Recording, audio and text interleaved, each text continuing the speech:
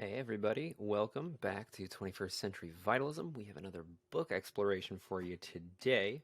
And this is one that I actually just recently had kind of brought into my orbit from my roommate who is really interested in neuroscience. He's a jeweler. His name is Ben Ripley.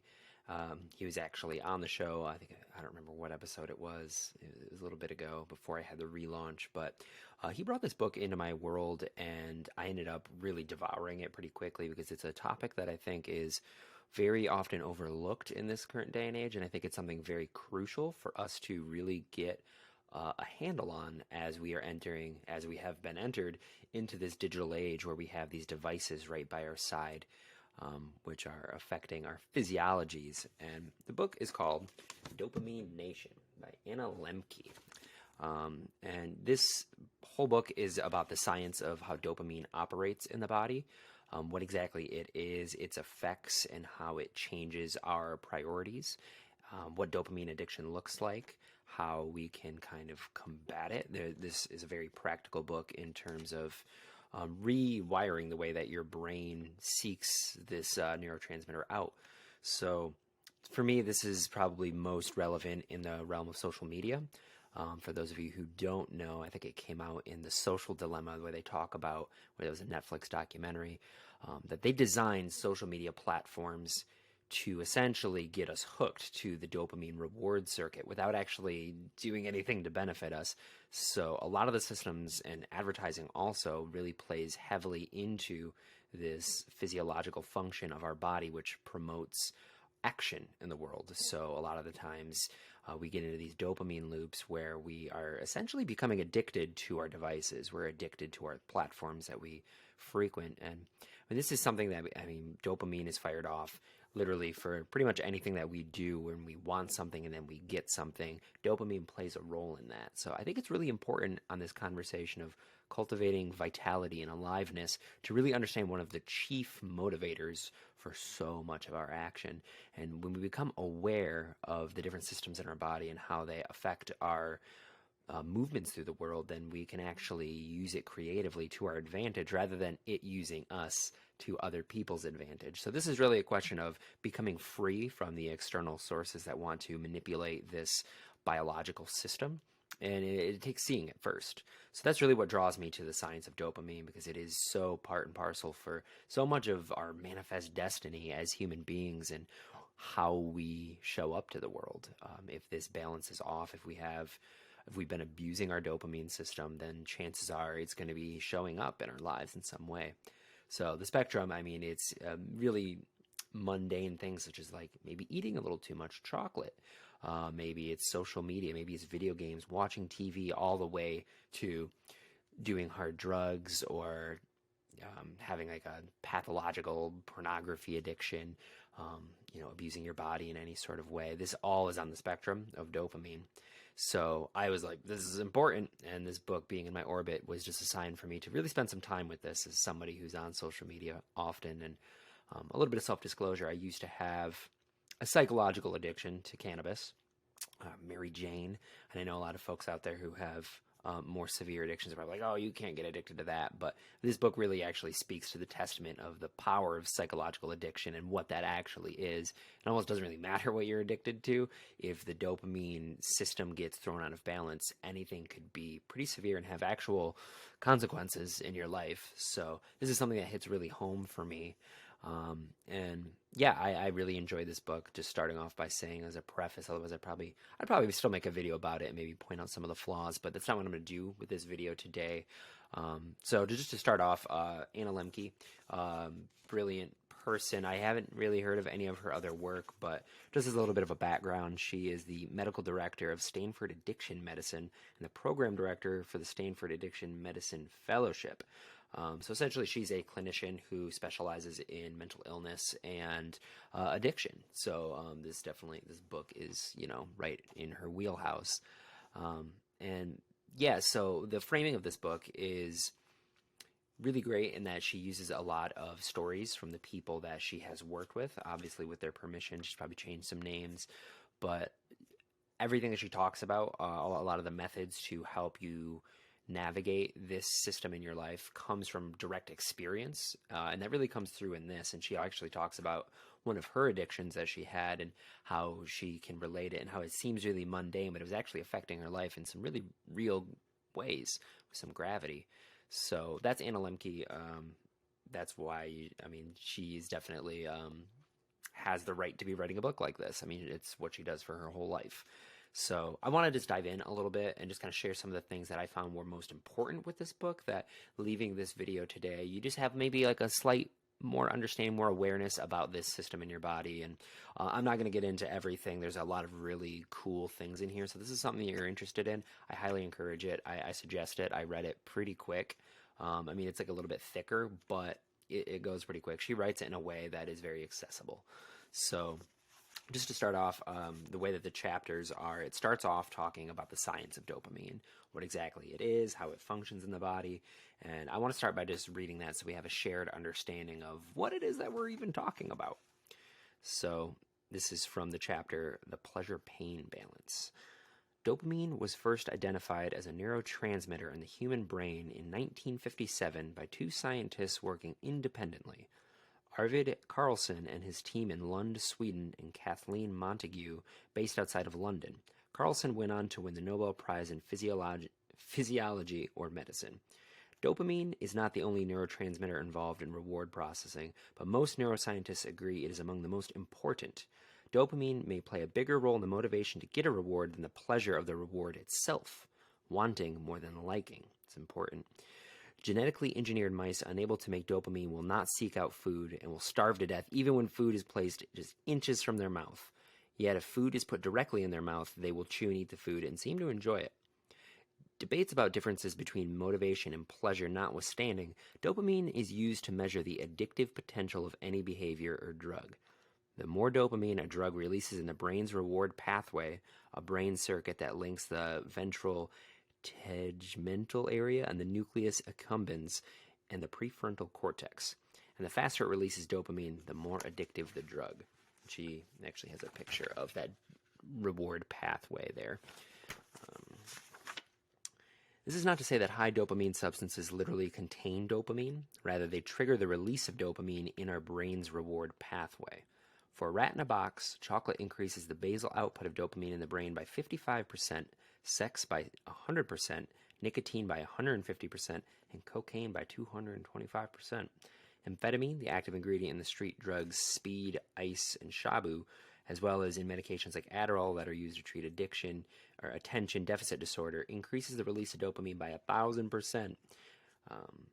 By this accounting, one hit of meth pipe is equal to 10 orgasms. So that's just kind of like talking about the way that dopamine operates. The thing that I found most interesting about this is actually about to be coming up, because I kind of like knew that that was the role it plays, but this one really contextualized a lot of addiction, a lot of my own behavior, and a lot of behaviors that I witness in other people. Pleasure and pain are co-located. This is important. In addition to the discovery of dopamine, neuroscientists have determined that pleasure and pain are processed in overlapping brain regions and work via an opponent process mechanism. Another way to say this is that pleasure and pain work like a balance. Imagine our brains contain a balance, a scale with a fulcrum in the center. When nothing is on the balance, it's level with the ground. When we experience pleasure, dopamine is released in our reward pathway and the balance tips to the side of pleasure. The more our balance tips and the faster it tips, the more pleasure we feel. That's the image. But here's the important thing about balance. It wants to remain level, that is, in equilibrium. It does not want to be tipped for very long to one side or another. Hence, every time the balance tips towards pleasure, powerful self-regulating mechanisms kick into action to bring it level again. These self-regulating mechanisms do not require conscious thought or an act of will. They just happen, like a reflex. I tend to imagine this self-regulating system as little gremlins hopping on the pain side of the balance to counteract the weight on the pleasure side. The gremlins represent the work of homeostasis, the tendency of any living system to maintain physiologic equilibrium. Once the balance is level, it keeps going, tipping an equal and opposite amount to each side. So this is the gremlins she's talking about. And I think that that's pretty much where I am going to Actually, yeah. In the 1970s, social scientists Richard Solomon and John Corbett called this English, reciprocal, oh my freaking lord, I read all the time, reciprocal relationship between pleasure and pain, the opponent process theory. Any prolonged or repeated departure from hedonic or affective neutrality have a cost. That cost is an after reaction that is opposite in value to the stimulus, or as the old saying goes, what goes up, what must come down. As it turns out, many physiologic processes in the body are governed by similar self-regulating systems. So essentially what's being said there is the more you press on the pleasure button, the more your body will naturally and powerfully create an after condition of pain. So the more hedonism that you give way to in your life actually conditions you to have future dis-ease in the body. My dopamine of choice, coffee. So that's just like a short section. She does go quite into depth on the rest of the science of it, but I'll leave that for you to explore. Going beyond the science aspect of it, I do want to just mention one of the really cool things that she offers in this book, because the rest of the book, like most of this book, is about healing that balance and getting it back to equilibrium so that you're not constantly in pain and needing to hit pleasure. And again, to tie it back, social media is conditioning us to do this. Television, eating bad foods, all of this stuff is pressing the pleasure button. Sugar, it's another big one. So when we talk about mental health, looking at our behaviors, looking at the choices that we make and the things that we prioritize is huge. It's paramount. But what she offers, the very first suggestion is dopamine fasting. And this is something I think everybody could benefit to hear from when you're hearing this and you're like, oh man, I'm a little nervous that, my balance is maybe a little screwy. So the way that she handles dopamine fasting is she has an acronym for dopamine. And of course, an acronym, every one of those letters represents a step in this process. So I'm going to take some time to actually walk you through her dopamine fasting kind of regimen. Because I think it's really important and it's something really easy to dispel into this. And if you want to read more, I'm not going to really read too much of the specifics, but I'll kind of cover it for you. So the first letter in the acronym D is for data. So essentially to start an examination of your dopamine relationship, you want to be able to look at the data. Say I am consuming cannabis a lot. That was kind of my thing back in my early 20s. The first step is to look at what I'm doing. Am I smoking every day? How much am I smoking every day? What are my habits around this? And that's really the big thing, is just kind of getting a very clear, precise image of like, I'm smoking a gram of cannabis a day, and then I'm not doing stuff. O in acronym stands for objectives. So once you get the how, I'm smoking every day, I'm smoking a gram every day, why am I doing it? What is the objective? And getting really clear and precise. Well, I'm doing it because I have lower back pain. I'm doing it because I can't eat. I'm doing it because I'm bored. I'm doing it because I want to disassociate and I want to feel good. Being very clear with your objective really helps you get some distance from it, so it's not just this compulsive thing. You have a sense of compassion for yourself because you're starting to understand that you're trying to get away from pain, which is why you're doing the thing that gives you pleasure. The next one, P, in the acronym is problems. So what happens when I abuse this? What are the issues? Are my relationships getting worse? Am I losing my drive in life, which is something that I was doing? Am I eating too much when I smoke too much? Am I spending a lot of money? What are the issues? What's actually causing the tension with this behavior? Why is this an unhealthy behavior? Next is abstinence. So this is actually one that I'm going to be reading from because I think it is very relevant to the first passage that I read. Abstinence is necessary to restore homeostasis, and with it, our ability to get pleasure from less potent rewards, as well as see the true cause and effect between our substance use and the way we're feeling. To put it in terms of the pleasure-pain balance, fasting from dopamine allows sufficient time for the gremlins to hop off the balance and for the balance to go back to the level position. The question is, how long do people need to abstain in order to experience the brain benefits of stopping? And that's something that she actually goes to talk about is 4 weeks. 4 weeks balances out the dopamine system. So First, you want to look at the simple facts of your use. You want to look at the objectives for your use. You want to look at the problems that you're having because of your use. And then you want to be able to give it some space so you can actually see the real cause and effect of what this is actually doing to your physiology. The next one is mindfulness. So it's creating a non-judgmental, unbiased view of how you're feeling in any given situation. And this is something you do during the abstinence phase. Say you start to feel a craving. By employing mindfulness, you're able to watch the craving, watch it in the way that it forms, maintains, and then dissipates. And that's very important for just understanding yourself. And this platform is all about mindfulness. I'm a meditation teacher, and that's my primary mode of self-exploration. So cultivating a sense of awareness around what you're feeling and allowing it to just simply be without feeling the need to manipulate it. It's going to be really important. Allowing your anger, allowing your craving, allowing the fact that you want to rip your hair out, allowing all these things without acting on them and reacting them. Next is insight. So insight is after the 4 weeks are gone, you are able to see a little bit more clearly the behavior of your actions, the effects of your use. So you start to get insight, clarifying insight into how this is affecting your life, which is really hard when you're in it. When you're in it, everything kind of is a snowball. So this allows you to kind of separate each individual part of this and to be able to get really, really clear and have a little bit more information to work with. The N in the dopamine acronym is next step. What do you want to do after the break? Do you want to reincorporate it into your life in a maybe healthier way? Do you want to just steer clear from it? Having a plan for how you handle your post-fast, and that might vary depending on what it is that we're talking about. That's going to be something you have to figure out on your own or with a therapist or read the book and get your own idea. I'm not going to sit there and say that there's any one right way, but you need that 4 weeks to be able to actually reach this step in order for you to have a proper understanding and context for how this affects your life. And after that, E, which is the last in the acronym, is experiment. Figure out what works. You have your next step. Try it out. It's a science. You might fall. You might get right back to where you were when you started, but that's data. And by playing with the abstinence, by playing with the fasting, you have more and more data. It's like doing a rep at the gym. Every time you do it, you get a little bit stronger in your conversation with your body, and then you can make better decisions.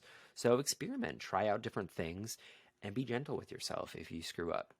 That's really important, to not beat yourself up if things fall through. So that is the kind of a rundown of the chapter on dopamine fasting. You have the dopamine acronym, which is data, looking at the simple facts of the thing, objectives, why do you use the thing? You have the problems, here's what happens when I overuse, here are the issues that it causes. We have abstinence, the 4 weeks that give you context to see yourself outside of that high dopamine activity. Sorry, that was gross. Then you have mindfulness, which is something that helps you get through the abstinence, where you're just creating a non-judgmental atmosphere for all of your shit to come up. Then you have insight, where you start to understand yourself because you've had time and you're really engaging with this part of your life. And then the next step, which is going to be, what do you want to do after your fast? And then the experiment, which is essentially just try different things and see if you can get to some place that works for you. So from that chapter, she goes on and to self-binding, ways that you can actually create some space between you and the behavior or substance. That's a pretty long chapter. There's a lot to it that I'm not going to get into, but it's really interesting. She talks about the idea of there potentially being a broken balance with certain people and like what to do if the brain physiology has been broken for so long. Like, how can you navigate that? She has solutions. She has answers. She talks a little bit about pressing on the pain side of the balance to create equilibrium. So essentially using pain as a means to make your natural response be pleasure. So the little gremlins will hop on the pleasure side rather than be doubling up on the pain. And like cold showers is one of the examples that she uses that you can do. And then we get into like radical honesty. So like the power of telling the truth with yourself, of being able to see yourself clearly, not lying to yourself. Very long chapter. She talks a lot about the steps of AA and how that has been shown by science to be really beneficial. And then she talks about pro-social shame.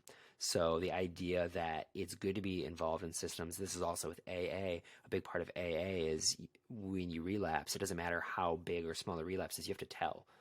And there's something about that that is actually really helpful, to have a sense of not like guilt and like you did wrong, but more along the lines of like mutual accountability. You have people hold you accountable to your recovery, to your thing.